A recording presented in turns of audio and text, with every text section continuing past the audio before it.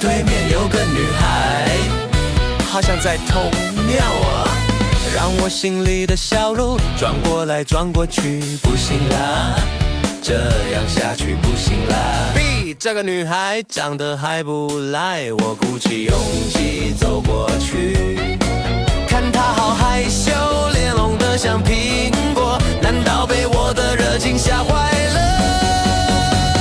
哈哈哈！求求你抛个媚眼来，哄哄我，逗逗我，不要假装不理不睬，其实我很好相处，来认识一下嘛。寂寞男人的悲哀，为什么？为什么我总是没人来爱？我是不是要主动，要勇敢，不要怕？也许这个女孩她也想要，也想要，也想要，也想要。对面的女孩看过来，看过来，看过来。我左看右看，上看下看。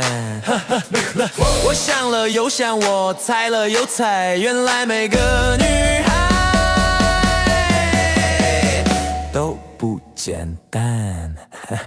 哎，算了，回家吧，回家吧。